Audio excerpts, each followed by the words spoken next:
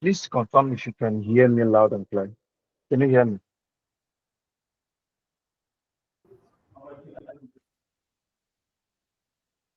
All right, great. So, for this class, I actually love my class quite interactive. Um, um, Welcome to another session of the Bootcamp. And as I was saying earlier, I actually like my class quite interactive.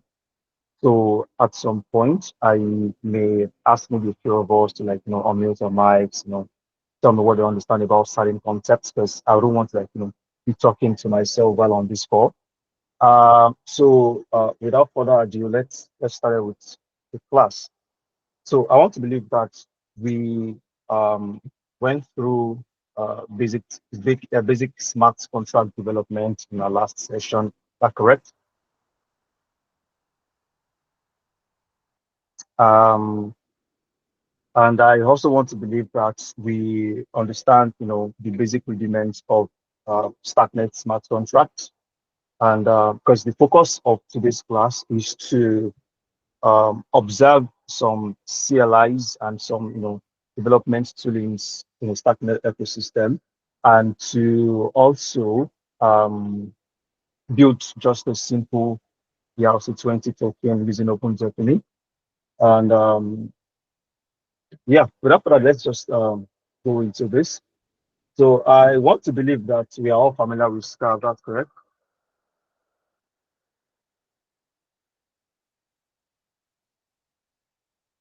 Okay, at some point you can just unmute, respond, and then we go ahead.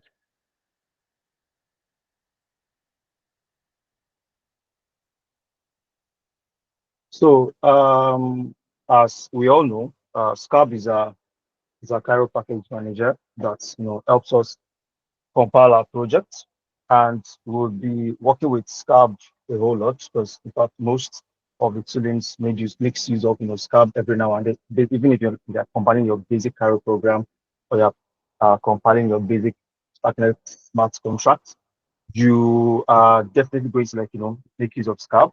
And I want to believe that we all have Scarb installed on our local machines. And if you don't,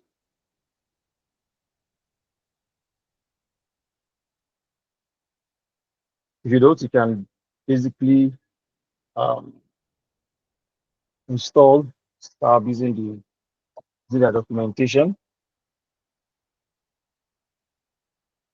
uh, right over here. So you can install Scarb with either ESDF, although you need to get ESDF your local machine using their guide over here. You need to install it over here. Then or you can decide to use the script method to install your Scarb. So it is either you install the latest version using this first command, or if you feel like okay, you want to be experimental and you want to work with their nightly release, which is actually really good. If you want to get first hand experience with the new updates with Scarb, you can also always make use of their nightly builds sometimes. And if you want to install a specific version of Scarb, you can use your sorry, give me a moment. You can specify a certain version over here. Um, so that's about Scab, because of course you would have made use of this is just for reference, just in case there are quite a number of us that have not gotten this done just yet. And another tooling I'll be talking about is the Starknet CLI. So the Starknet CLI basically allows you to interact with your Starknet contract. I think you should get it from Starknet book. Uh, uh, okay. All right. So we can also have your Starknet CLI installed in your local machine. So basically, this allows you to interact with your smart contract. You can deploy, you can declare, and then you can make calls. You can read from smart contract using Starkli, and it's simple installation is just to run this line of this command line in your terminal, get it installed, and then and then you initialize it using Starkli. So although there are quite or there is an alternative to Starkli CLI, and that's the SNcast, and I'm sure you're quite um, aware of SNcast. You know about SNcast because I think you should have used it to deploy your Starknet smart contract. And basically, personally, I actually do prefer SNcast in some sense because it's a package that it's a package that comes with Starknet Foundry, and then that brings me to talking about Starknet Foundry. So Starknet Foundry is a is a tool chain is a tooling that enables you to also carry out deployment, declaring, to also test your smart contract, also expose certain cheat codes with which you can with which you can interact with your Starknet smart contract. So this is um, the SN Foundry documentation. So if you are familiar with the Foundry, with the Foundry with what's it called? When building with Solidity smart contracts, I think you should have played around with Foundry. So this Starknet Foundry it basically got its inspiration from the regular Foundry that we all know when building Solidity smart contracts. And also, let's touch a bit about DevNet. So, quick one: are we familiar with how DevNet in the Starknet ecosystem? If you're familiar, just unmute your mic and tell me you're familiar with it.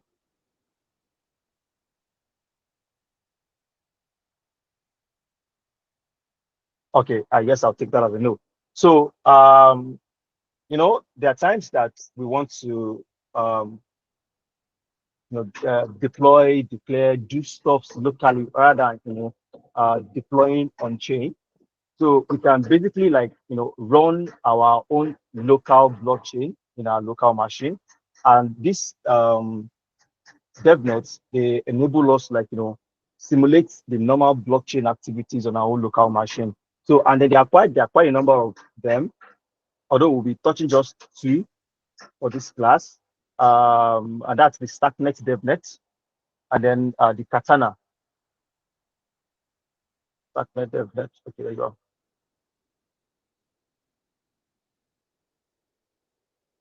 So this takes a while. It takes a very long while, roughly 15 to 20 minutes, depending on um, the your network strength and the speed of your processor. It might take roughly, let's say, 15 to 20 minutes to install this. So this Starknet DevNet basically allows you to simulate normal blockchain activities on your local machine. It allows you to deploy on it. Um, it allows you to deploy, declare, interact, do different stuff that you would do normally on Sepolia or on Mainnet right within your local machine. And you can always, once you have this installed, you can, I already have it installed on my local machine. So you can basically just spin it up with just Starknet DevNet. And you can have burner wallets, burner addresses exposed to you that you can interact with in your local machine. So it listens on this spot, on this spot. So by implication, you can also deploy, declare, do everything you do on normal blockchain on the Starknet DevNet. So just to reiterate, one of the use case is that if you don't want to go through the hassle of having to deploy to Sepolia or Minutes every now and then because you're testing, you can always use the DevNet to run your basic deployment. So the other alternative is Katana, and you would have to make use of have to install Dojo first because Katana comes with Dojo. Let me pull up the documentation. You can see it here in the Dojo book. The frameworks. So you can see it in the tool chain over here, Katana. So this also, it's also like a it's also a local blockchain in some sense. It works just the same way as the Starknet Devnet. So if you decide that, okay, you're not in the mood to make use of the Starknet Devnet, you can always make use of the Katana. And if you want to install that, um, should be able to pull up overview. Start. So you can install it via, you first have to install this. You first have to install Dojo. So once you install Dojo using the core, then you need to run Dojo Hub. When you run Dojo Hub, then it's going to, like, install Katana, install all every other stuff that comes with it. Hold on a moment. Okay, yeah. This is the prerequisite getting started. So you install this.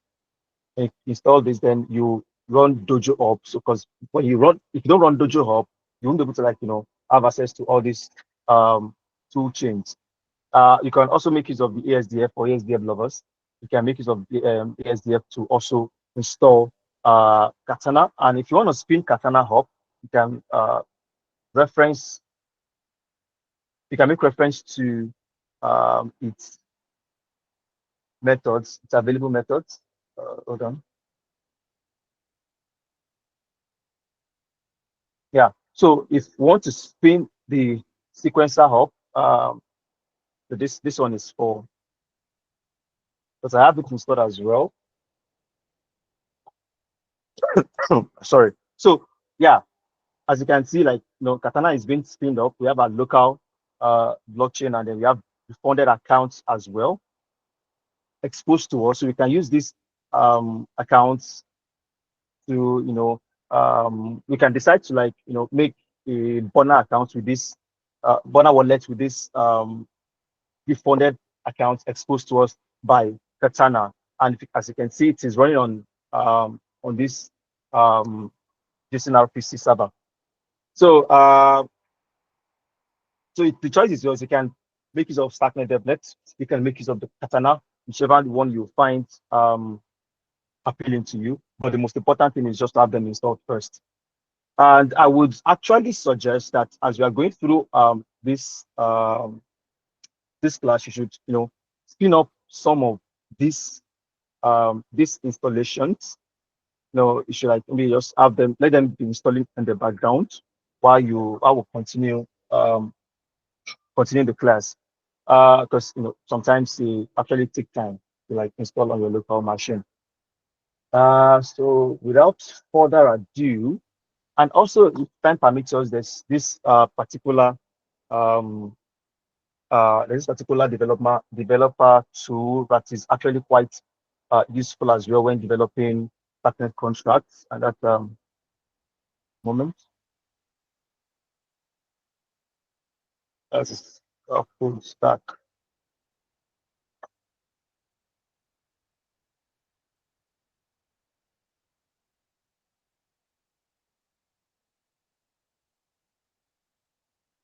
So I would just, like, briefly talk about this. So this scaffold stack, it's like a toolkit for, like, developing Starknet smart contracts. So this toolkit, it um, gives you the ability to um, create a Starknet smart contract, also interact with this Starknet smart contract from a front end. So your own job is to just edit the contract file, put in your own logic, deploy it using these toolkits, and then you will have it accessible to you on the toolkits front end. So that way you can, like, debug your code on the front end on the go. So it generates ABI on the go for you to, like, interact with your Starknet smart contracts. And also it's just kind of abstract quite a lot of things when it comes to developing your dApps. So like, instead of having to, like, go through the stress of running SNcast or Starkli or any CLI for deployment, you can basically just do yarn deploy, yarn build, yarn this, yarn that, just to, like, and then you can, get the same results. If time permits us, we might, just take a quick look on how the whole stack works. So with that being said, and basically would for the coding section of this class would be building ERC20 using the um, Open Zeppelin implementation, Open Zeppelin components. So I want to believe that do we all have knowledge of Solidity smart contract? If you do, just raise your hand. If you do, just raise your hand.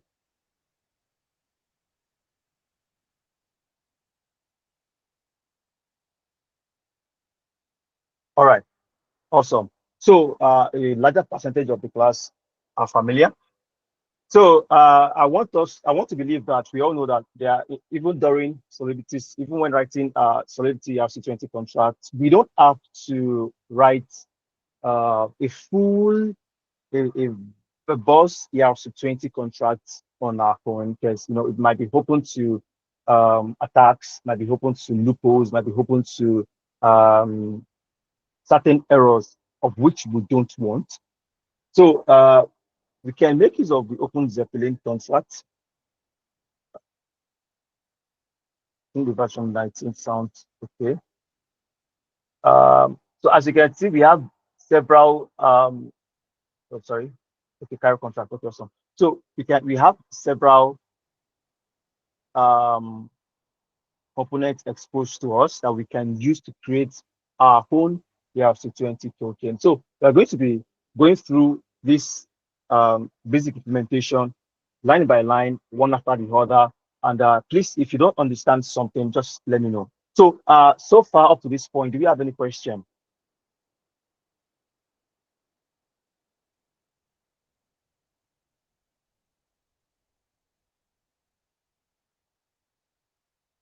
All right. So I believe we understand. So let's go ahead. Okay. Is there a question?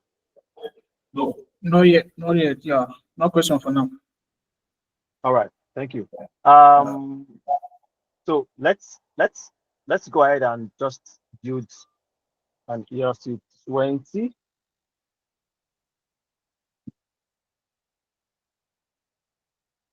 So we can initialize a new project. Let's start new. Let's give it ERC20 token. So we're using Mickey's of Starknet Foundry.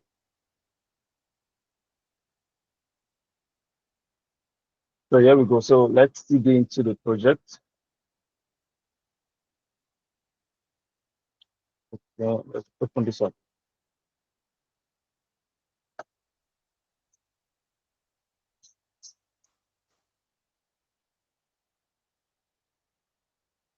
All right.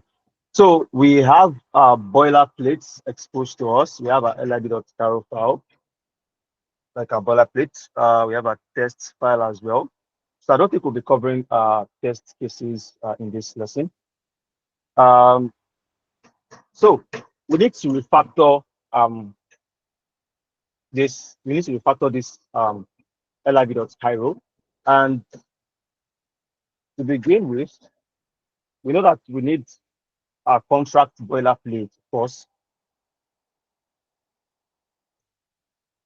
Uh, Starknet contract. Starknet contract.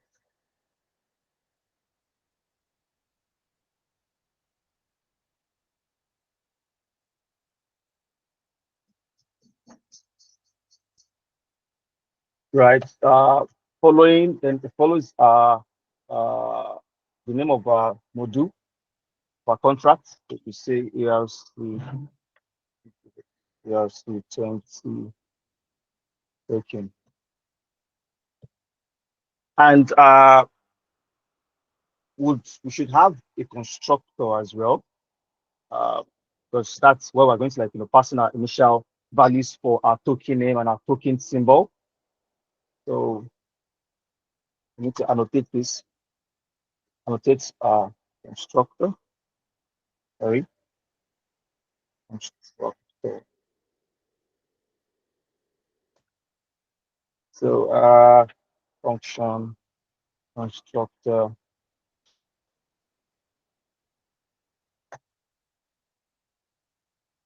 So we reference our contract state, which is reference self, and our contract state.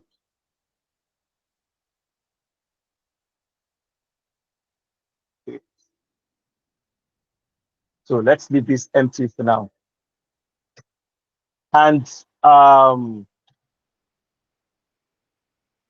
sure we talked about interface, uh, uh, smart contract implementation, and the likes. So we are still going to include all these features in our smart contract. So we basically have a boilerplate we can work with for now. So let's head over to Open Zeppelin to see what next. All right.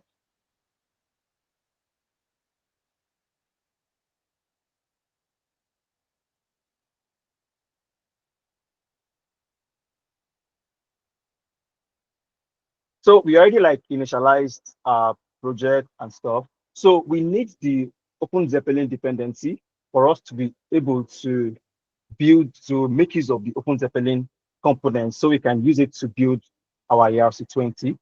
So we copy this and head over to the dependency section of, our scarb.2ml dependency. So you can paste it in here. So we're currently using the Open Zeppelin version 19. And if you want to make use of any dependency within Starknet ecosystem, this is exactly how you import them into your scarb.tml. And just let's say we want to make use of Alexandria Mat. I'm talking with Alexandria Mat. Are we? No. Okay. So anyway, Alexandria Mat, it's a library for certain mathematical um, operations in the Starknet ecosystem. So let's say you want to like make use of uh, this mathematical operations, you can basically import it into your own project within inside your scarb.tml and specify it just the same way we specify Open Zeppelin and then the Starknet version. That makes sense. All right, awesome. So this is just how you import dependencies into your project. And we've done that for Open Zeppelin. We save up. So now that we have this here, we can go ahead and continue with um, our implementations. So for our ERC20 token, there's something called components in in oh okay, yeah, there's something called components in Open Zeppelin contract. So this component generally over here. So this component generally they are like they are like logics that are already in place, but they cannot work by themselves. You cannot declare or deploy them on their own. You have to bring them into your contract before you can use them. If they cannot work independently unless you bring them into your own project. But before we can do that, we first need to, we've imported Open Zeppelin into our project. We first need to make use of it before we can actually have have it exposed for actual use in our contract. So to do that, the the um, the file path of the ERC20 token from Open Zeppelin is inside token and ERC20. Let's see if we can find that here. Okay, you have a question? Yes, sir. Can you please zoom your VS Code a bit? Oh, okay. Can you zoom? Yeah. How's that? Yeah, it's okay. All right, awesome. So we first need to import imported OpenZeppelin, we first need to make use of OpenZeppelin in our contract, and to use it, we can simply just import it in the program. You can import the ERC20 from the OpenZeppelin file path, which is OpenZeppelin token as ERC20. Then from the ERC20 component. Now, we need to now import the components from ERC20. Just the same way they imported this OpenZeppelin security for the initializable component. So give me a moment.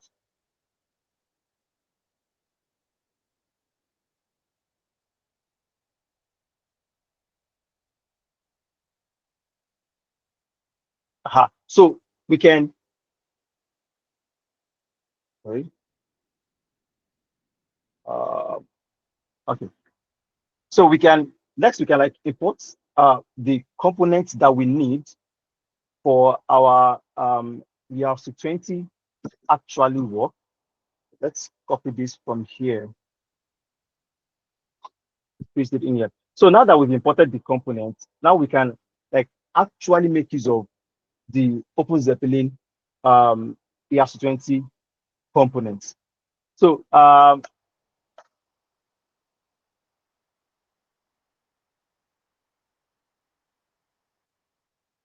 next up, we need to create the path for it, and to do that, we can use the component syntax. So now, let's like bring in the components that we imported from OpenZeppelin into our contract for actual usage. So we can just do this, bring it in here. So now the first thing is, okay, the path of the component is where it's at ERC20, and we need to also specify the storage. We need to specify the storage, and we can just first give this a name for now, because we're still going to like initialize the storage in our storage struct of the smart contract, because of course every contract have its its storage struct where you input your state variables and stuff. So but for this one, we'll be initializing our storage as well. Although let's just give it a name over here first, then we'll initialize it in a sub storage for our storage struct. Please, if you get confused at any point in time, call my attention to it, I'll retrieve. So let's give this a name. Let's say ERC20. Sorry, ERC20. And in a case where we need to emit events, we need them indexed. We need to like specify we need to specify a name for our event as well. So let's say ERC20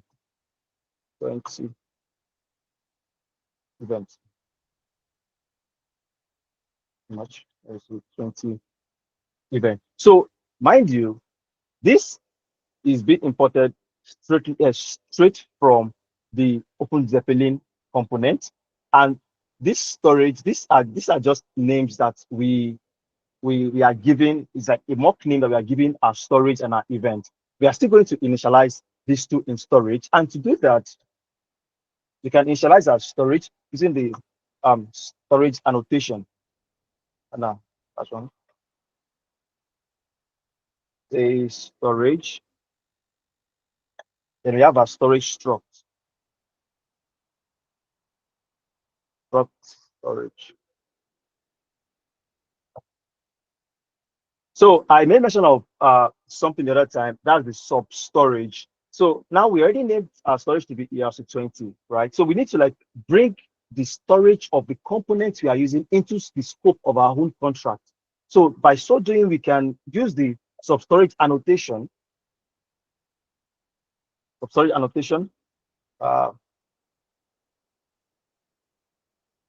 Storage 0, and then we can go ahead and like use the name we specified here. This input, sorry.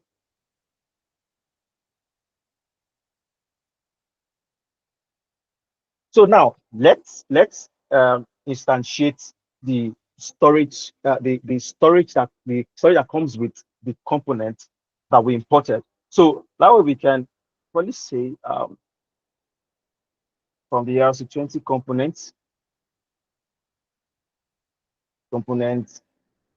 the storage.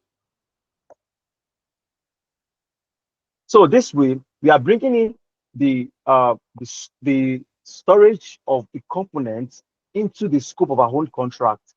So that way we can instantiate the storage in our own smart contract. Then up next is we have let's initialize this as well.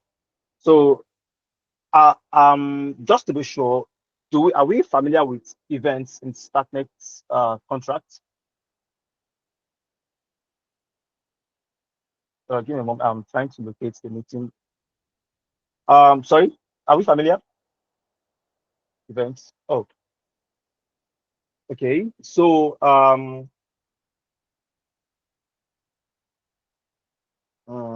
okay. Anyway, so whenever we interact with a particular function and we want this function to emit certain information, then we have to, if you want to emit certain information, you need to like initialize an event such that whenever this function is being interacted with, like announce that, okay, this event occurred, something occurred, right? To replicate something like this with Starknet, contract, we can make use of the event annotation, and then would specify the things that we want to be emitted. Does that make any sense? Okay. Let me just write a basic event for you, because the events for normal with this open Zeppelin contracts can be quite confusing and you might not get the message. So let's say we want to have an event that's emits certain numbers whenever a function is being called. Okay, let's say the function adds, let's say, two numbers, x and y, and we want this function to emit the value of x and y whenever you are interacting with the function. So to do that, we can use the event, and this is outside the scope of this. Just put it over here. So can have an event. So using the event annotation. So now there are certain features that events carry, and that's like there are certain traits that events the events declarations carry, the likes of drop trait and the likes. I have to specify what kind of declaration is this. So we need to annotate that, okay, derive. We have to drop it, because if you don't drop it at some point, you might not be able to let's say maybe copy some values in it, because there are sometimes that if okay, there is drop traits, there's copy traits and others. There are times that if you don't drop it, your code might not compile, might not copy the data and stuff like that. So you need to specify the drop traits, and you need to specify what kind of declaration is this, which is Starknet event. Starknet event. And now one beautiful thing with event is that you make use of enums. Make use of enums to declare them. Are we familiar with the enum data type? All right, awesome. So now we make use of the enum to declare our event. So we say enum event. So now we will now specify that, and don't forget, we said we want it to emit x and y, because our function is basically adding x plus y together. So anytime we are adding x plus y, you want it to emit the value that are being stored inside this X and Y. Those are two values. So it makes more sense to group these two values inside a struct before we now declare it inside our event enum. So now, just beneath it, let's have a struct that also implements this same type. So don't forget, we are going to be having a struct here. Don't forget, this particular struct is meant for this event. So it is very, very important to annotate that, yes, this struct is in relation to the event. So let's have our struct. Let's say data. Then let's say X. So X can be a U128, let's say Y U120 as well. Sorry. So don't forget, this struct is for this event. So now that we declared our struct, we need to like bring it in here. So we can equally say whenever we are calling on the event enum, emit data. So this is like a basic event usage, like a basic event usage. This makes any sense to anyone? Are we like getting it? Anyone confused? Okay, that's one response. All right, go ahead, please.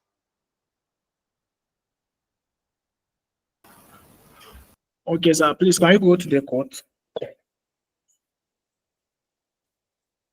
Yeah, please. I want to know the difference between this storage and the sub storage. Then in this event, actually today is our second day in this smart contract, and the first one was an overview of it. Now this drop, I also saw something like copy. So just want to get an overview of how they work. Okay, thank you. So now the purpose of using the sub storage annotation is because we are trying to access the storage inside the ERC20 components that we are obtaining from Open Zeppelin. I think we are just writing our own basic smart contract. We might not necessarily need this. We don't necessarily need the sub storage. We can just basically just write just have something like the third U128. You can basically have just something like this, right? But now remember that we are importing ERC20 components from Open Zeppelin. So it is quite imperative that we annotate the sub storage so that we can have access to the storage inside the component itself, then initialize this storage into our own contract. Are we clear with this? Do you grab this? Yes, sir. Yes, sir. Okay. So that's like the basic difference between just the normal storage and the sub storage. So then for this drop and copy it and stuff, so it's just like for reusability. Because they're okay, for example, now there might be times that you would want to like say transfer a particular enum declaration. Let's say you have an enum declaration, let's say an enum declaration A, which is let's say event now, for example. Now, so let's say that we want to like send this to another variable holding, right? You might need to like implement the copy trace and the drop, because if you don't do that, you don't implement the drop trace, this is not going to work. You're able to like transfer this file up and down. And for the copy trace, if you don't implement copy trace, you're able to also like do basic copying. Do you grab that?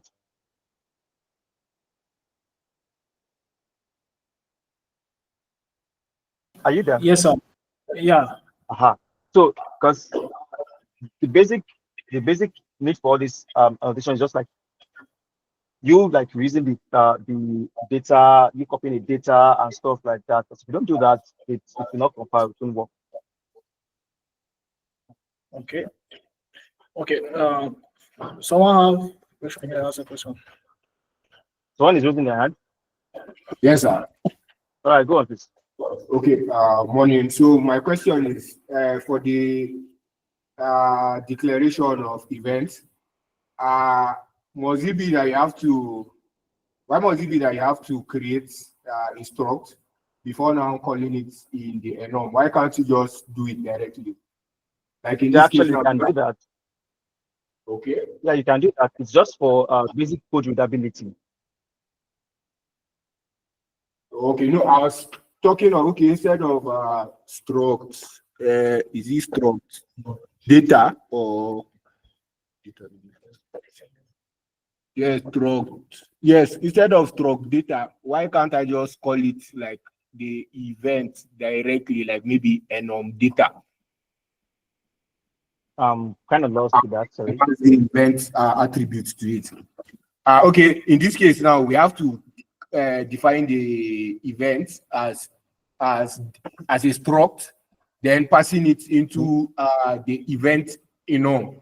So I'm asking, why can't we just instead of creating a struct and passing it back in an enum, why can't we just declare data as enum data directly as an event and pass the event hash Yeah, of event? course, we can basically do that. Can do this. I said earlier, it's just for basic code readability. Like it gives your code structure. Do you get? Okay, I think you don't understand my question clearly. Okay.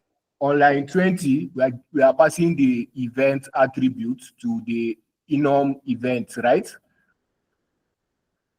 The event attributes.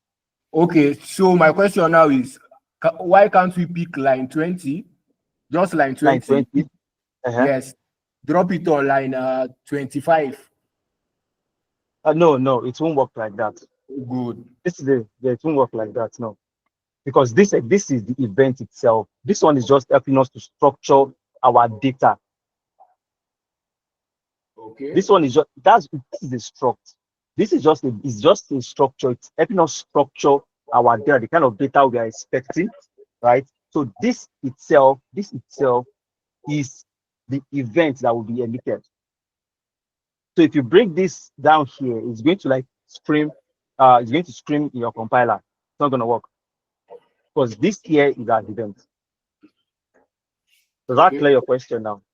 Yes, thank you. All right, awesome. So that's just basic enum declaration. Let me just bring this out because Sir, please, I have a question. Sir, please, I have a question. All right, go on. Sir, please, that derive drop. What are you doing there in particular? So in what's it called in Starknet, right? There are something called traits. There's something called traits, and if you don't specify this trait for your event is not going to work. It's a given. Like it's like mandatory. If you don't specify this trait, it's like traits are like features. Okay, what should this event do? This derived macro now, this derived macro, it has been embedded with certain implementations that will allow your events to work properly. So, and some traits such as maybe like copy traits, drop traits, all these things have been specified down already. All you need to do is just like annotate it on your events so that you can make use of your events properly. Are you clear with that? It works for both events and structs. Sorry, for both enums and structs. Sorry. Yes, it drives. Yeah, depending on the kind of implementation you are trying to do. So let's say, sorry, want to say something? Because I think the last class we were having, there was this traits that was being discussed, but traits is like he was saying, our tutor was like saying traits are like libraries that libraries in Solidity. So what if we are dealing with a function? Do we still need a trait? So when you're dealing with a function, you still need a trait.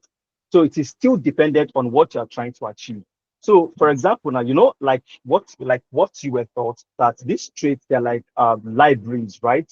Now imagine that certain implementation is not being done inside this library, and you really need this particular trait to like be evident inside your own project. You might have to like create a trait in your own project on your own. Then now you will use it inside your own project.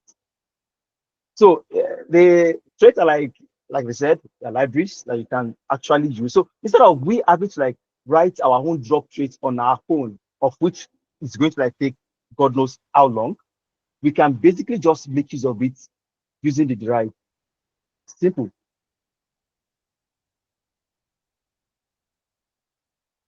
Are we clear? Yeah, we're clear, we're clear. Awesome. Awesome. Is there another question? All right, go on. Yes, sir. So can you go back to the code? Okay. So on line 17, you use the contract state generic, but you didn't declare it in an interface. So like you get an error. Sorry, where again? So on line 17, use the contract state generic. Yeah. For the contract function, but you didn't declare it within an interface. So like that, you get an error, but that's what's allowed. So okay. So now for one, this is the constructor. We are not putting it inside the implementation block. And this contract state is native to our smart contract because we are referencing cell, like we are referencing the current contract state. So this is not going to throw an error. And plus, it is a constructor. We don't have to bring a structure inside our implementation logic. No, it doesn't work that way. And of course, on the long run, we'll still have to create an interface up here for our own function. So we are taking it one step at a time, so we won't get confused along the line.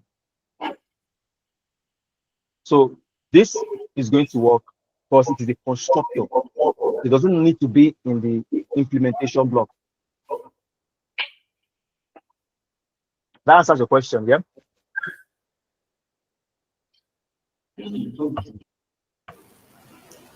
Yeah. All right. All right. Awesome. So now that we are familiar with the basic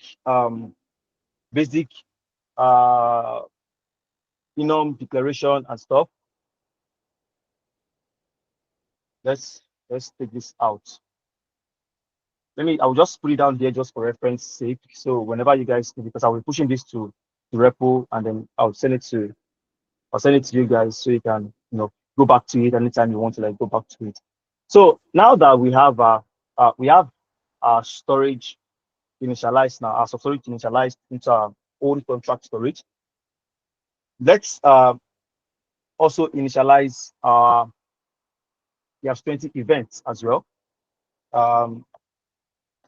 So still the same way. Event.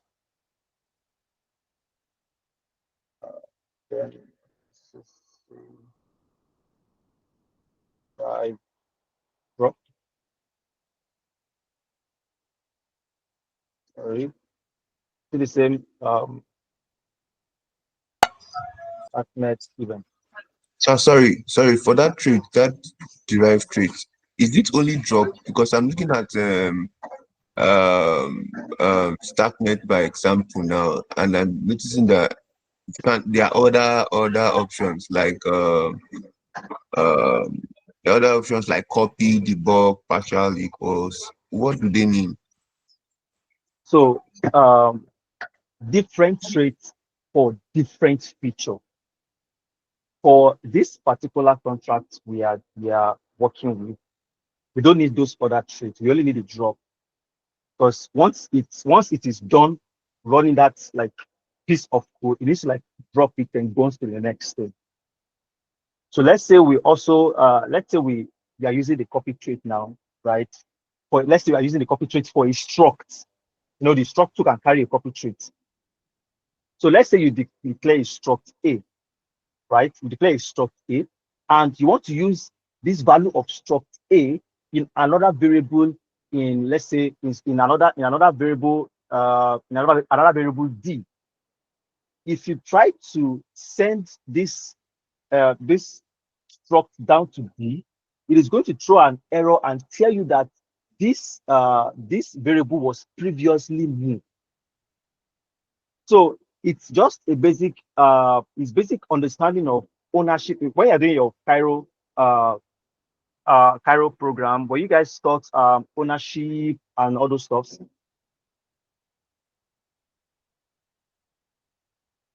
All right. But anyway, what I'm trying to say is that for the copy trait, if you don't implement the copy trait, you might not be able to like reuse the struct declaration anyway. I'm talking in the context of whenever you use the copy trait for a struct. So that's copy, it's just like a feature on its own. It's just like one feature on its own. You just act like you tell me, okay, I need this particular trait, I need this particular trait, I need this particular trait in my own struct or in my own event. You don't have to necessarily, like, you know, bombard your code base with all these features all at once. It depends on what you need. And I believe that you can also, like, you know, read up more stuff on what each and every one of these items, each and every one, what they do, each and every one of these traits, what they do. You can read more up on them and how to actually use them and when you need them, when you need to use them. Does it make sense? Yeah, it does. It does. It does. All right. Thank you. So that brings us to, you know, declaring event as well. So we can also say in event.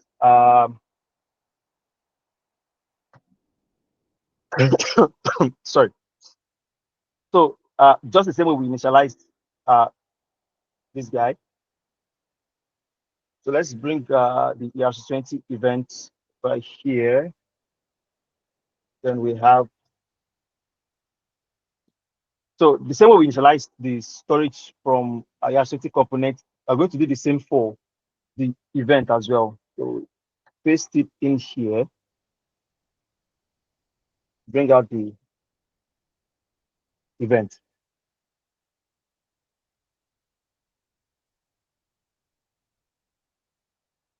So that then brings me to, okay, up to this point, are we good?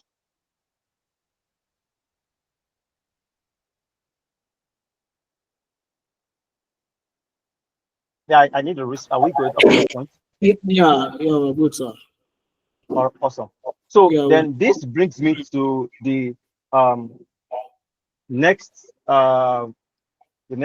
line of action, and that is the implementation. The implementation, because of course, whenever you have your smart contract, you definitely have implementation, your implementation block, and it is quite important because we need to also understand that this implementations has been done already on OpenZeppelin. All we need to do is just to bring this implementation into our own contract. So we have the normal ERC20 implementation. We also have the normal, we also have the internal implementations that have been exposed to us as well from the OpenZeppelin library. So for us to make use of this implementation library, we also need to embed it into our own project using the embed annotation. You know, one thing we need to reconcile with when it comes to Starknet contract is the fact that you will annotate a lot. It is a strictly statically, I mean, it's a strictly statically typed language, right? So using the embed keyword, you can actually get this from from, where is it?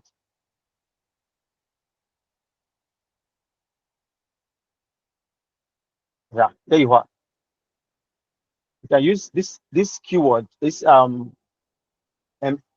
embed annotation, and bring it in here. Then we cannot go ahead and bring in the implementation for the ERC20 that has been provided already with in open Zeppelin. So we can say info, say ERC20, sorry, ERC20 simple.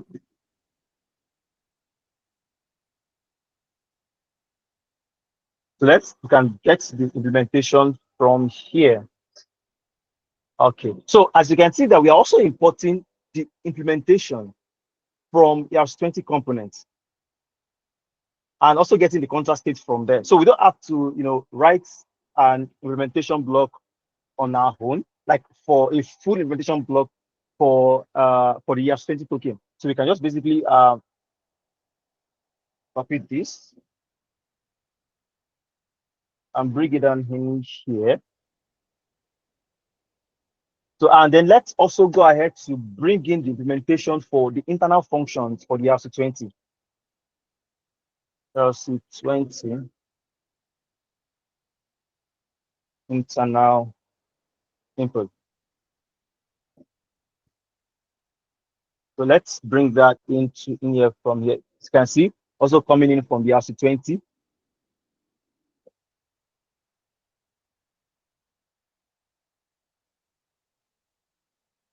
This is in here. So by all means, by all logic, we have all the what's it called? All the functions exposed to us from the OpenZeppelin library. So, and there is one more thing that I would like to touch.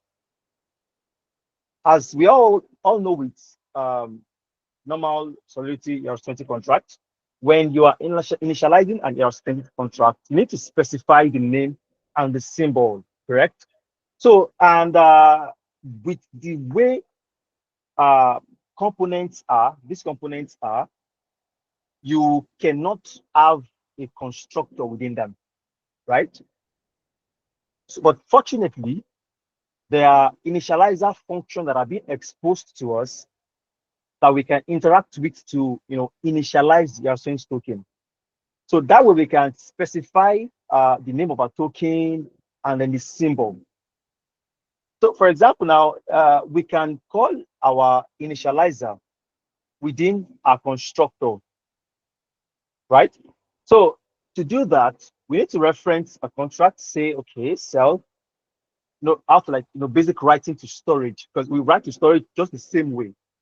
We write to storage of component just the same way we write to storage of our normal contract. Just like you need to specify this, you just specify the name of the name of the storage that you are trying to write to, which is self.erc20, and the name of the function that we want to call, and that's the initializer function.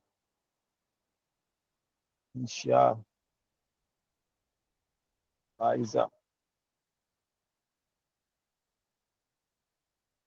that correct? Okay, yeah, it is. So initializer function, and this function takes in two arguments. That's the name of your token, and then the symbol. So let's just add code it.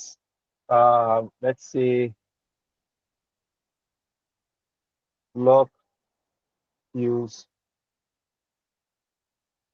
token,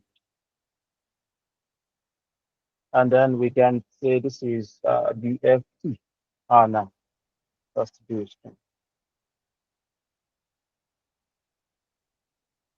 And alternatively, if you don't want to add code it over here, you can just basically have a like additional arguments over here. So let's say name, then we annotate it. Say let's say byte array. Then you say also symbol. Sorry, symbol. Give it the byte array as well. So, and then we can just pass in the name here. Just pass in the name in here.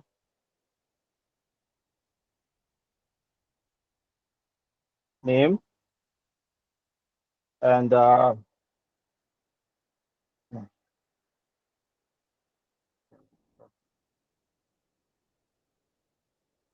symbol, and into the semicolon. So whichever one that works for you, awesome. So you can decide to like make it dynamic by passing in the name at the constructor level, or you can output it, whichever one that works for you.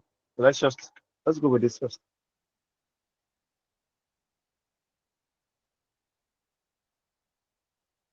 All right, so now that we have our initializer, then this brings us to the next thing, which is, let's say we want to have, now that we have like all this function and stuff, all this implementation from OpenZeppelin, like we want to have our own implementation block aside implementation block. So let's say we want to, like, normally in ERC20, in any ERC20, the main token is always an internal function in some sense. It's always an internal function. But now we want to like make this main function public. Want to make this main function public so that people can, like, actually see the function and, like, mint their token. We can have our own custom input block. And for us to like have our own custom input block, we need to create an interface for it, which is very, very important. And an interface is like a guide, like a blueprint for your functions. So mind you, if you declare your blueprint and certain function, you don't like write the complete implementation for those blueprint that you specify, your code will not compile. So let's go ahead and declare our interface using the interface Starknet interface annotation interface.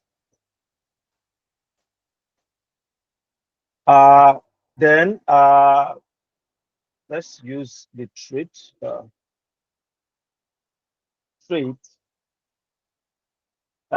let's say I token.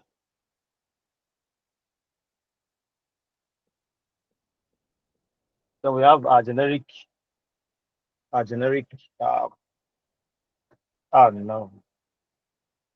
a generic contract state here.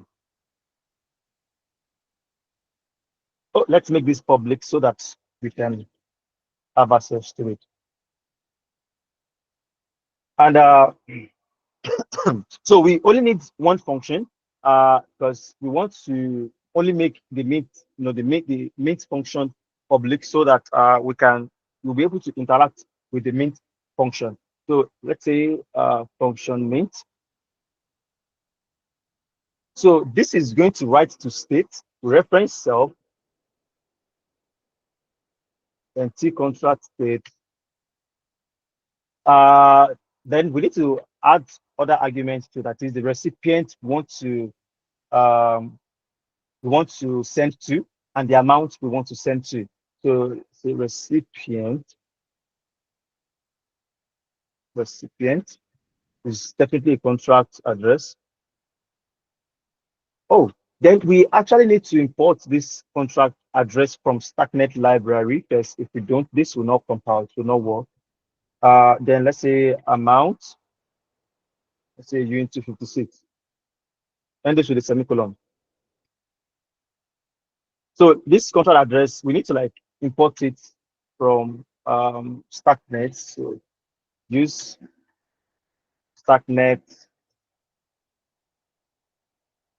contract address. Awesome.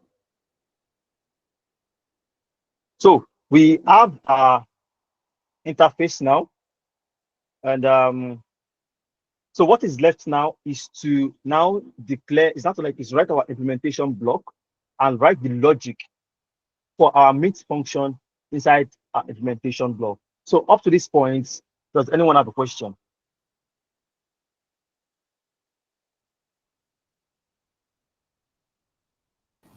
Yes, sir. Okay, a question. Okay. Can you go back to the code? Yeah. This recipient contract address, is it the same thing with SMG the sender? Say what? For this for the mint function. Okay. Yeah, that recipient, the contract Mhm. address, is it the same thing like you're trying to put recipient as an SMG.center, or how does it work? No, no, it's not. This is just a data type. It is just a type. If you want to like use something similar to msg.sender, you have to like import, I think it's get contract call or something like that. Let's see if I can get, give me a moment. Let me quickly pull that up.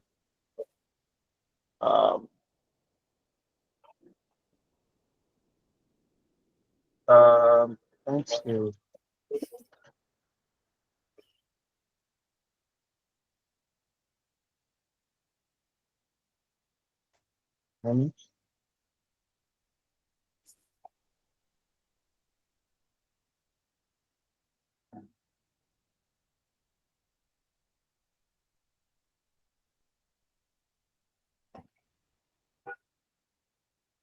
Okay, yeah, hold on. Sorry. Get caller address. One moment. You get this. So you have to import get caller address.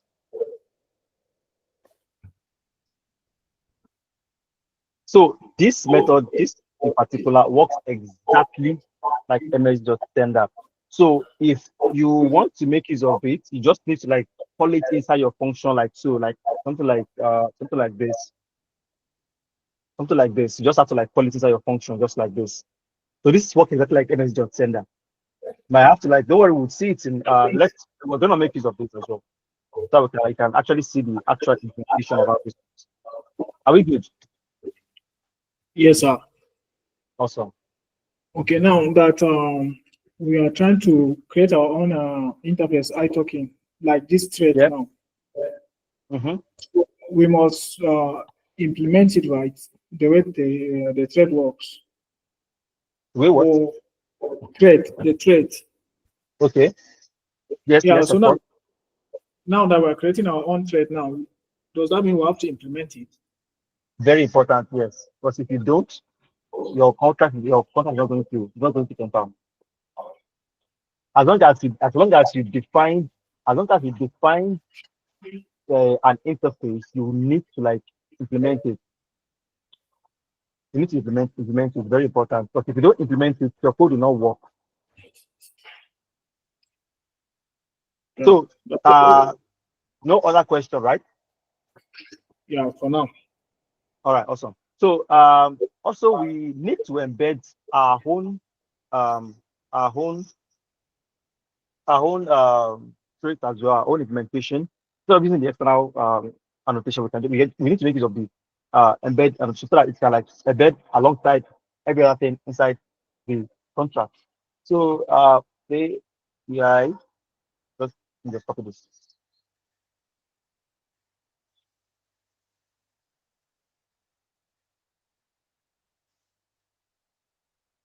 So we have our input block, input.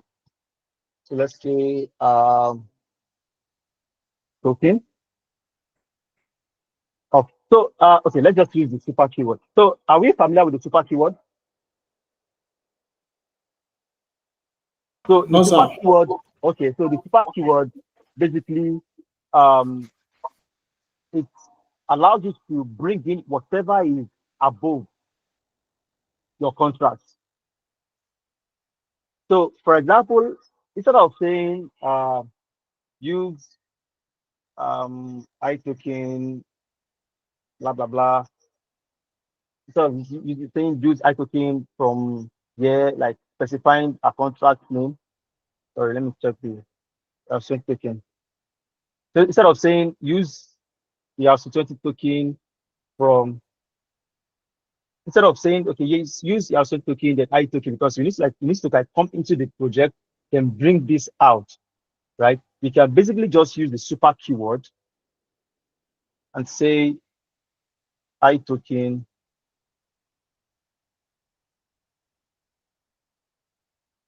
contract. Okay. Contract state. They both work the same way. This and Paint Super works the same way. So this just basically keeps your code simple and straightforward. So I have to like important stuff. Let's take this up. So both works the same way. And the next line of action is to now actually implement the logic of our main function. And what do we want our main function to do? We want our main function to call the internal main function that is situated in our component. So let's write our implementation for this.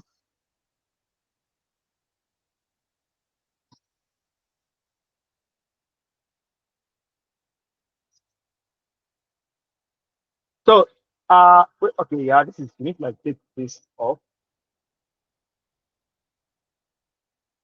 So now that we have our main function, so let's call the main internal function, and it's like just the same way we called the initializer function.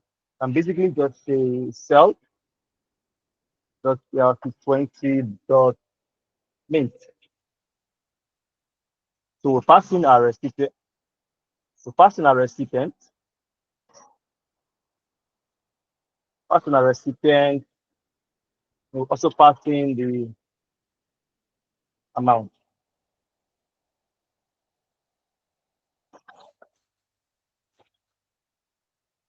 Sorry, please give me a moment.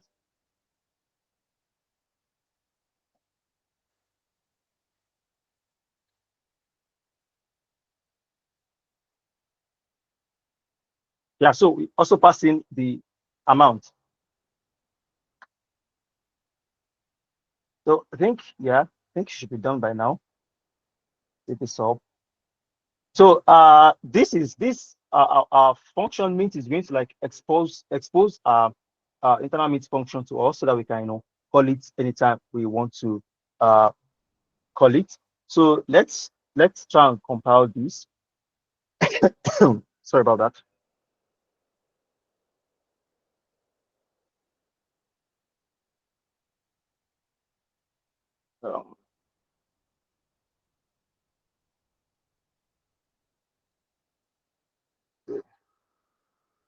Let's build this. Let's see if it's gonna work.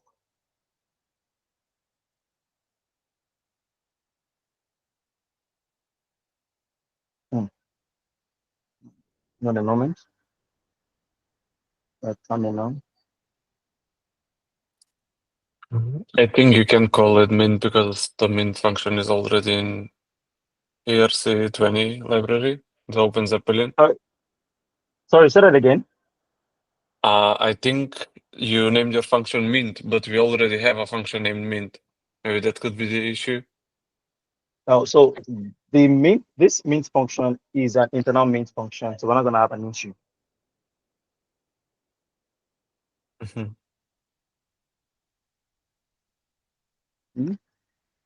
Uh, uh,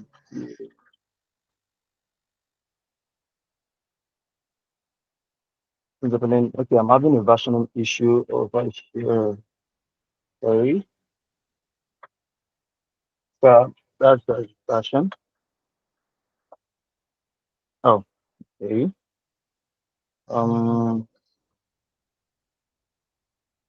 In a moment, you bring this down to the version 17.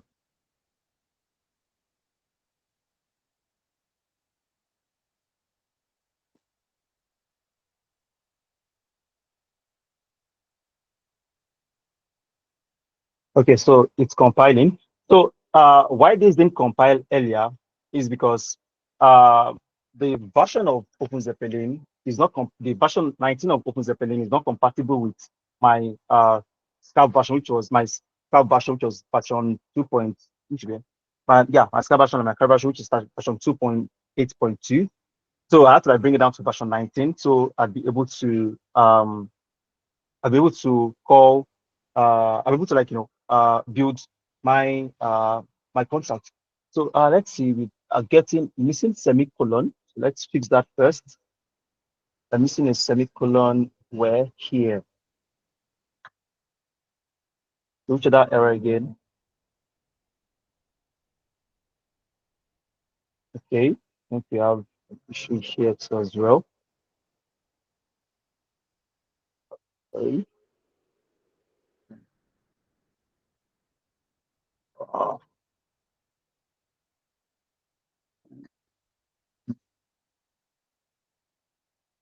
okay, let's save this up. Let's build again.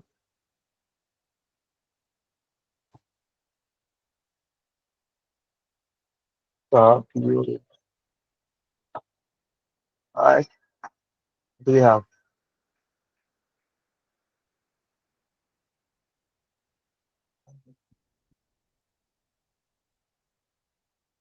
Okay. The ERC20 is not top storage, never in contract storage. Where did this go wrong?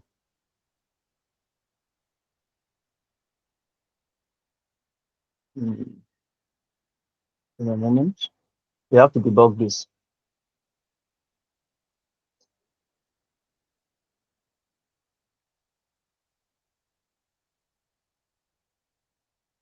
Anyone seen anything?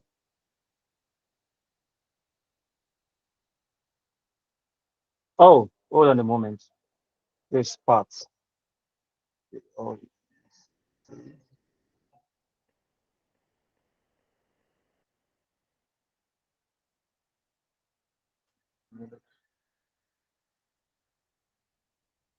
I mean, if this parts may be having issues.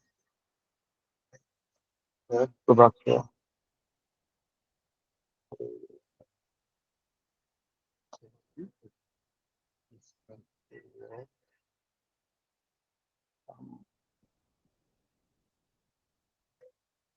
We're having a part issue.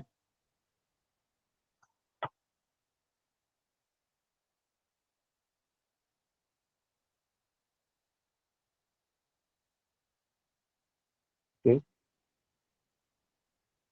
a moment.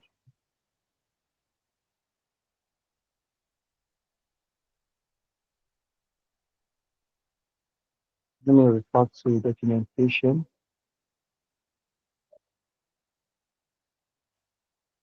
Plus, this is meant to work.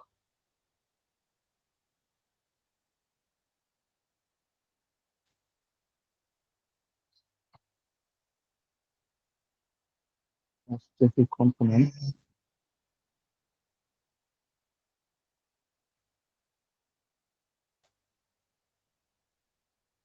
Tab build.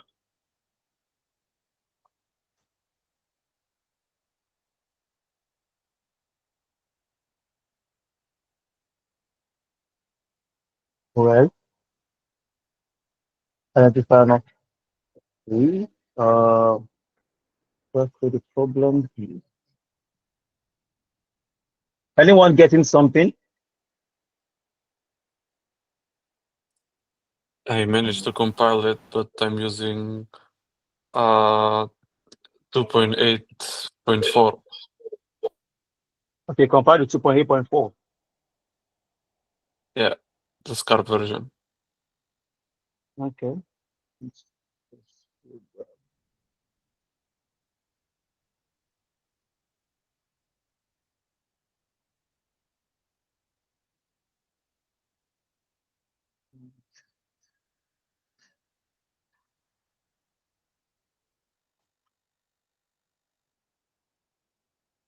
Two point eight point four.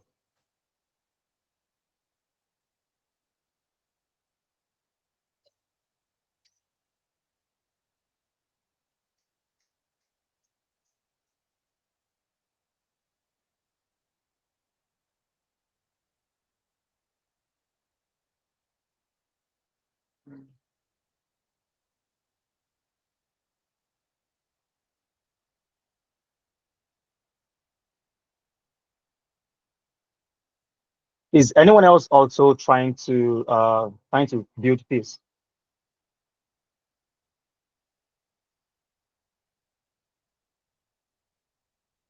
Is that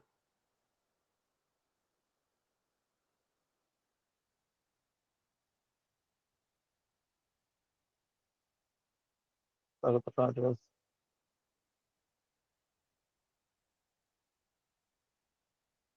see this? Yeah.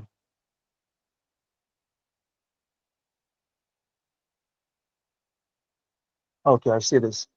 But the name, this name, this name here has to be in line with the. Hold on a minute. Let me see if this is done. Okay.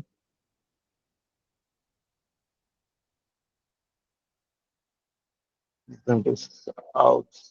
Yeah.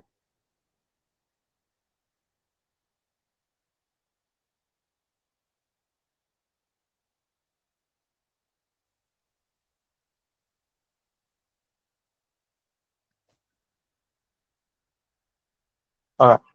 So let's bring this here.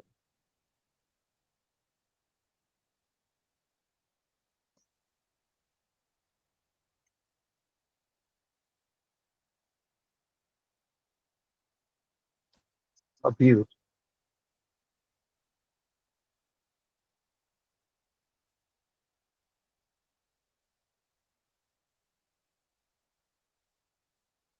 All right. Type not found to yeah. Okay. That's not found. Type not found. All right.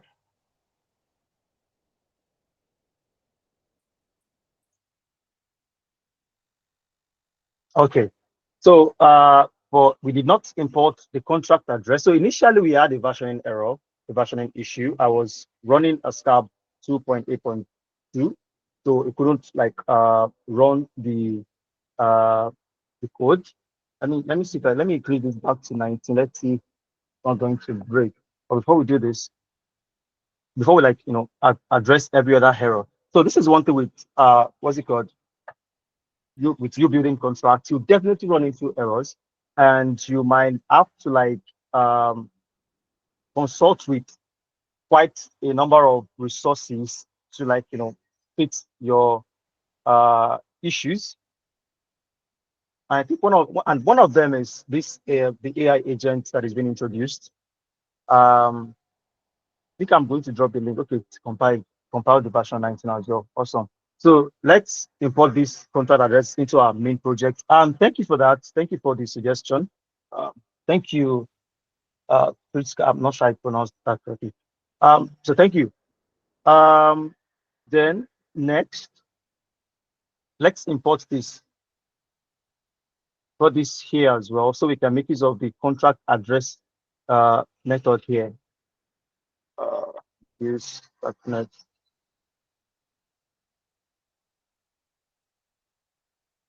Let me get this off for now because we don't need it. This one here. So let's build and let's see which error we're getting next. Let's start build.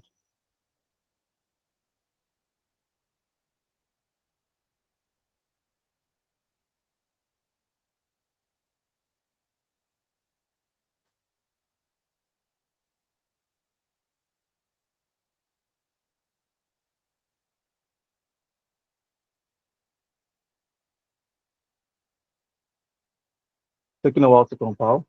Just give it some time.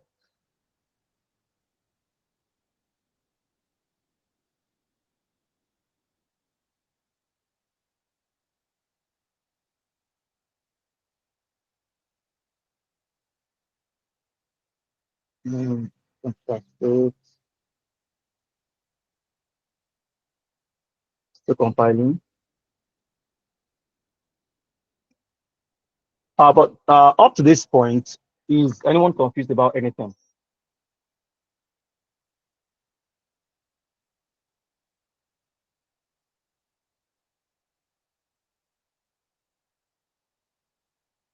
Aha, awesome. So our code compiles successfully.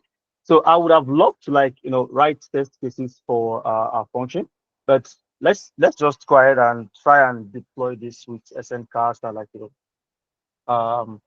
and try to interact with it on chain, since the focus of this class is not writing tests.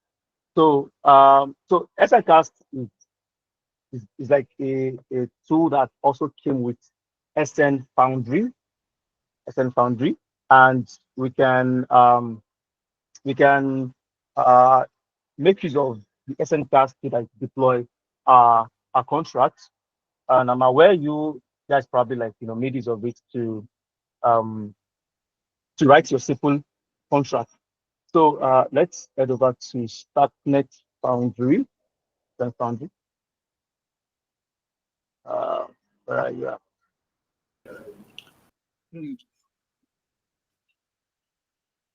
Is someone saying something? Yes, sir. Yeah, go ahead, please. Okay. When I was going through the documentation, I saw something like after building it, then you have to do like Scarb Cairo run. So I don't know whether that one is not Okay. necessary to run it. Yeah. So if you are running Scarb Cairo run, that is to run your normal Cairo programs. It's just to run. I told you when I started this class that if you want to build both your normal Cairo programs and your Cairo and your Starknet smart contract, you make use of Scarb, right? So now, if you're running basic Cairo programs, you do Scarb Cairo run. But if you're running your Starknet smart contract, you can make your Scarb build, Scarb test, and stuff like that. Exactly your question. Yes, but someone has a question too. Okay, what's that? Please go on. Yeah. So, how do I get to interact with Starknet on my local, like maybe through a script or something instead of deploying? You want to interact with it locally instead of Yes. deploying? Yes. Yeah, of course. We can make use of Starknet Devnet. Make use of Starknet Devnet to get that done. I just spin it up and deploy out. Is that okay? Yes. Okay then. So we are making of SNcast. Okay, go on. Yeah, so please, can you go to your VS Code? Because me, when I try to run Cairo build, can you go to that target? The target. Yeah. Target folder. Okay. Yeah. Then dev. I'm in dev. Okay. Because one of the popular error we used to get is that when we built it, it will tell us that Sarah something not farm or stuff. Okay. Yeah, you can simply fix that in your stab.qml. You're able to set your serial to true here. That should solve your problem. Both Sarah and Kazim is true, but same error. Same error. Okay. I would have loved you to share your screen. Okay, you know what? Let's tackle your issue after we are done with this class. Is that okay? Okay, sir. Awesome. So let's just basically finish this class. Then we now can stop recording. Then we'll tackle your issue one after the other. Okay. All right. So now we are making use of SNcast, and of course, we need to first import the account we are going to be using. Then we are going to where is it? Okay, so we're going to import the account we're going to be using. We're going to declare. We're going to then deploy it. I think we should have it over here. Aha, there you are. So I have my private key already. So basically I'm going to expose my private key in my Bravo. There's nothing, there's no refund in there. It's just basic process fund. Yes. So so there is something I always do. It's something I do to, like, ease the process of importing account, declaring and deploying. And that's like, set up like some sort of README account where I can, sorry, README file where I can edit these files in them.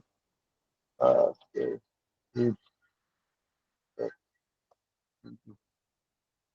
So, because if we want to, we need to import the accounts we are using, right? So, I'm going to import my Bravos account.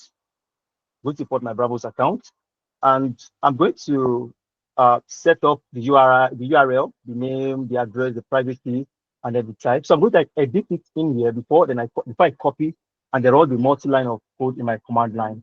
So you can, for the URL, you can make use of you can get from Akemi, you can get from Infura, you can get from, like, there are lots of them. You can get from Mind and stuff like that. You can also get from Blast. I think I have the Blast URL somewhere here. Let's search.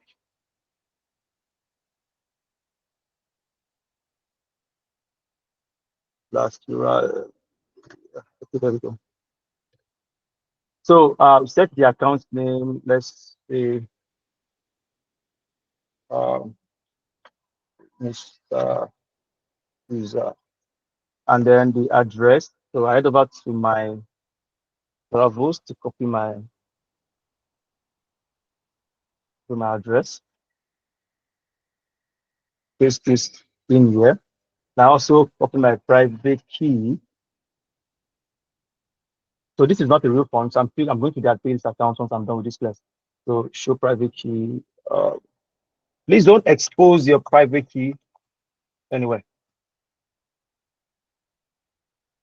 So copy private key. Paste this in here as well. So the account type is Bravos, the multi-line month. Okay, awesome. So let's run this. Let's import account.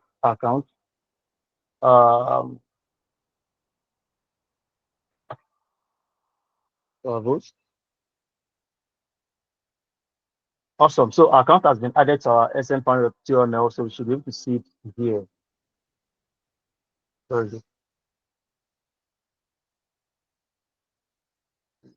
In a moment. Oh.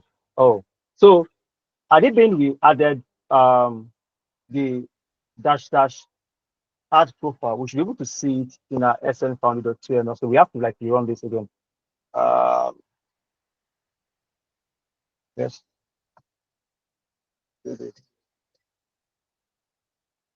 A moment. Copy this. Yeah. This in here and say Mr. User A.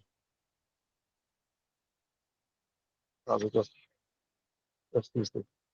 Mr. User A. So let's copy this and run it again.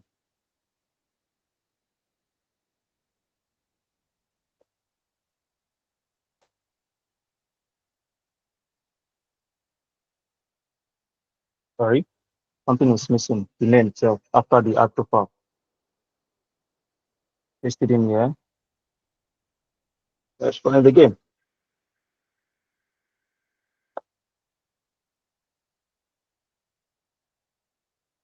Yeah, good. So it should be added here now. As you can see, it's been added in our SN Foundry.tml. Sorry, sorry about that. Now the next thing is to declare our contract. Let's head over to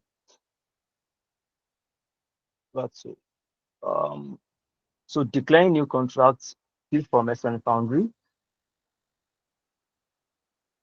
So here we are. We can copy this out. Then cast place it here. So declare the name of the account. Accounts that we declared over here. Mr. User. If we copy it, paste it in here.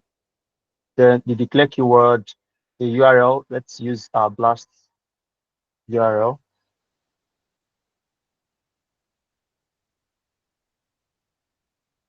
Sorry, I didn't copy.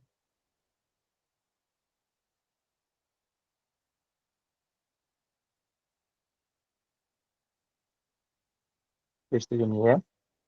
There is a fee token. Can set. You can either use fee token. You can use Stark or ETH as a fee token.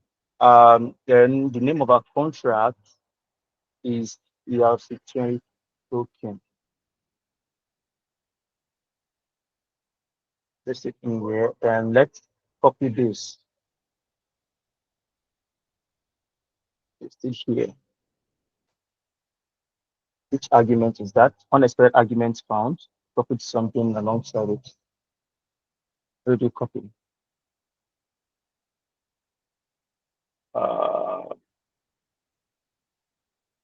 What if you copy that is not right?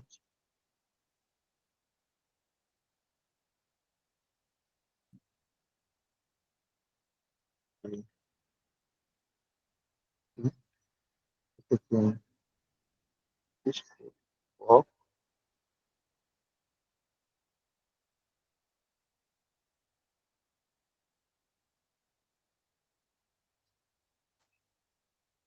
Hmm.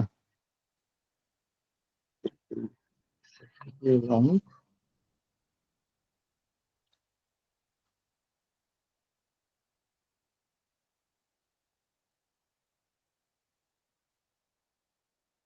Let's go again.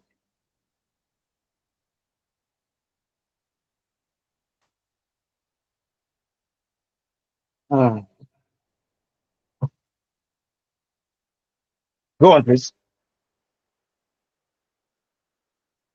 Go on. Someone raising their hand. Unexpected argument. Is someone seeing where the colon is coming from?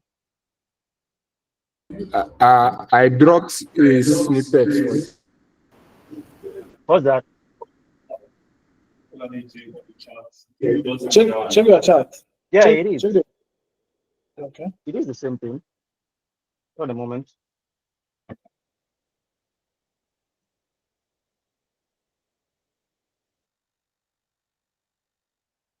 Account name, yes.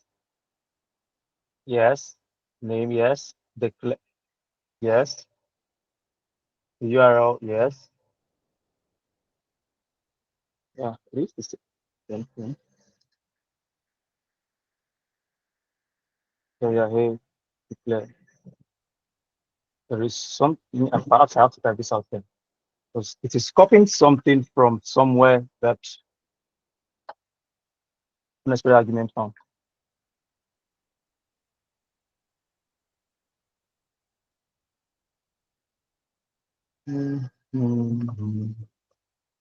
Account name that is declare C that's 20 token. Well, all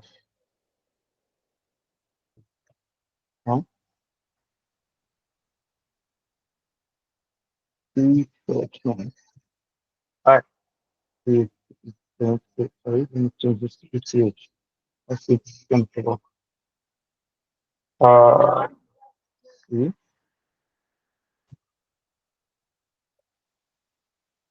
So why Stack didn't work is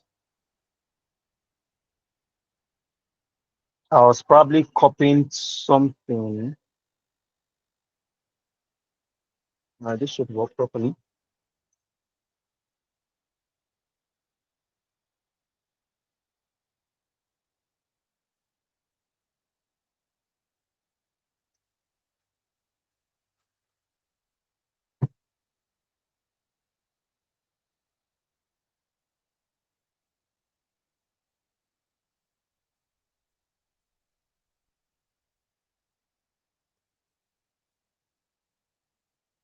Taking a while.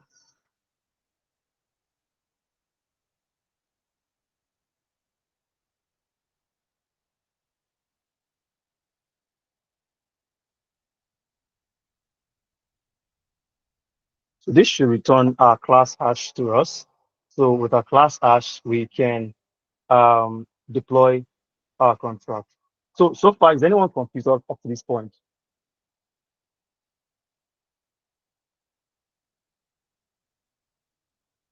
No, I don't think it was a line break. It was something entirely different, which I'm not sure. Yeah, it's the process of copying and pasting. Probably I copied something. I'm not sure. I don't know what I copied. Because I use the same line break, like line breaking stuff over here, and to work without any issue.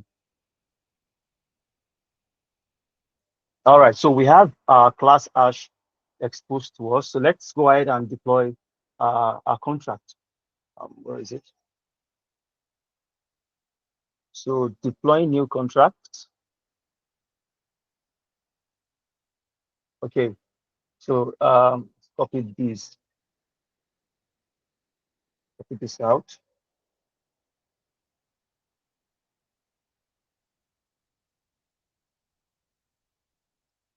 So SNcast, the accounts, we have Mr. User A. Then deploy the URL, last URL, paste it in here. Then let's try using Stark this time around, like paper token, and see if that's gonna work, because we use ETH the other time. So class hash, paste this in here.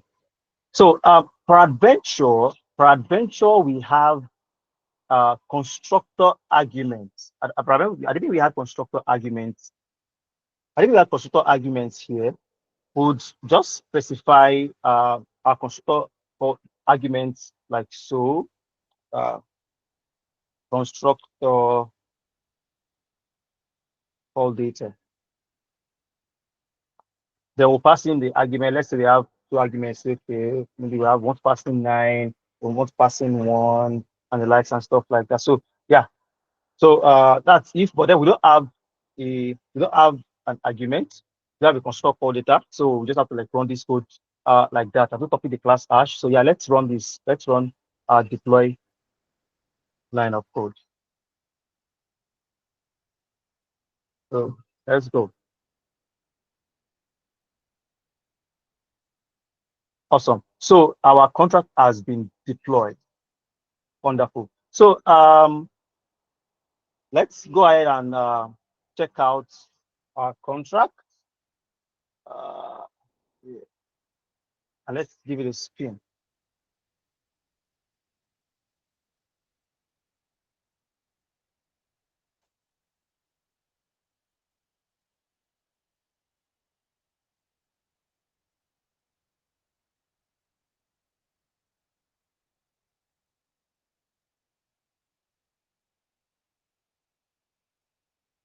So our contract has been, our ERC20 has been successfully deployed. We have the token name at the token name, which is block use a token, and our token symbol, which is BFT.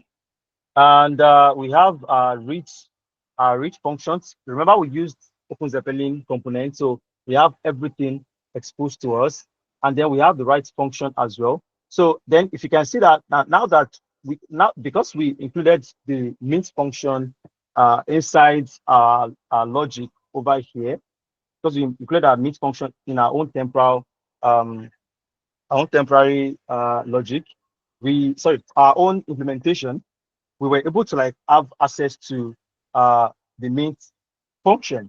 So we have basically our authentic contracts has been deployed. So is there any question so far, please? Any question?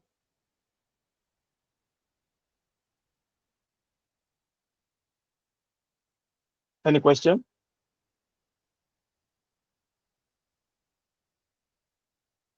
Go on. Yeah, please go on. Yes, sir. So how can we verify the contract?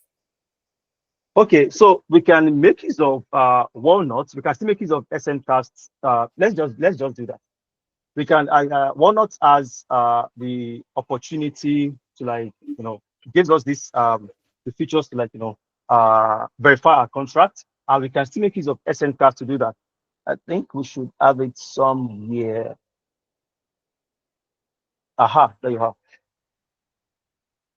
So still making use of, as you can see, Walnut is like a debugging tool for Starknet transaction. And we can also use it here to verify. As you can see, our verifier is Walnut. So let's copy this. Let's go to README and let's modify it.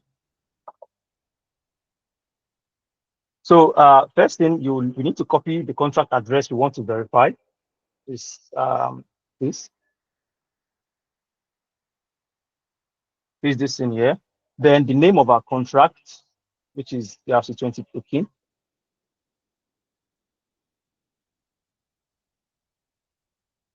ERC20 token. There we go. Then Walnut circular. I think that pretty much sums it. So let's run this line of command. And of course, you need to specify network. Of course, we deployed on Sepolia. If you deployed on mainnet, you specify mainnet.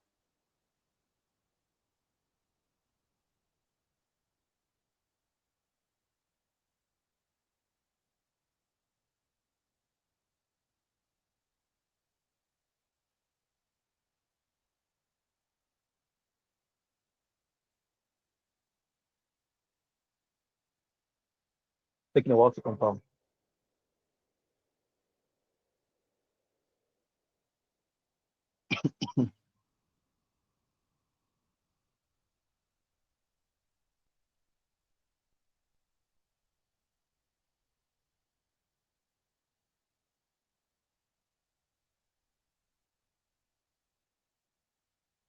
Almost. So aside that question, any other question?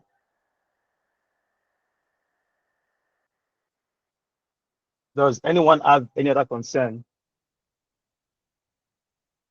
All right, go on.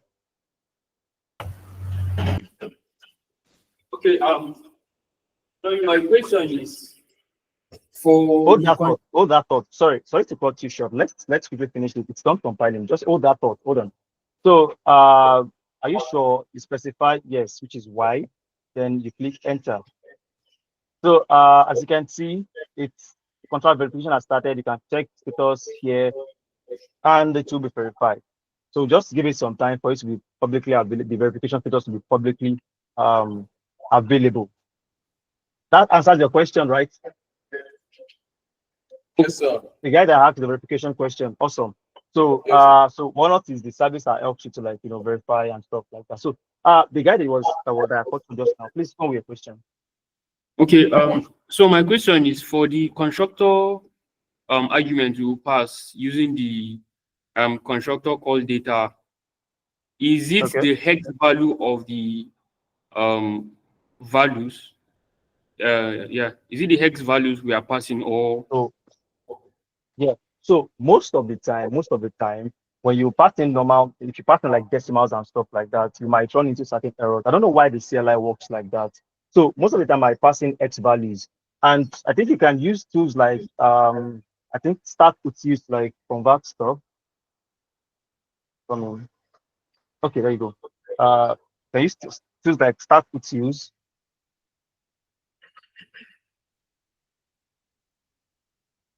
Can use tools like this. So let's say I want to impute a, so this is the X value of A.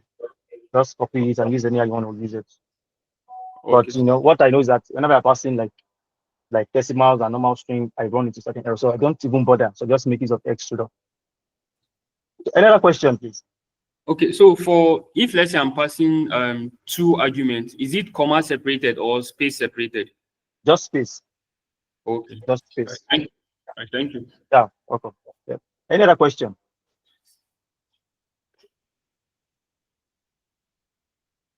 Okay. So in the absence of none, I think I can call this. I can call this a close. So please you can stop recording now, so I can see. You can attend to the guy that has compilation issues on his local machine.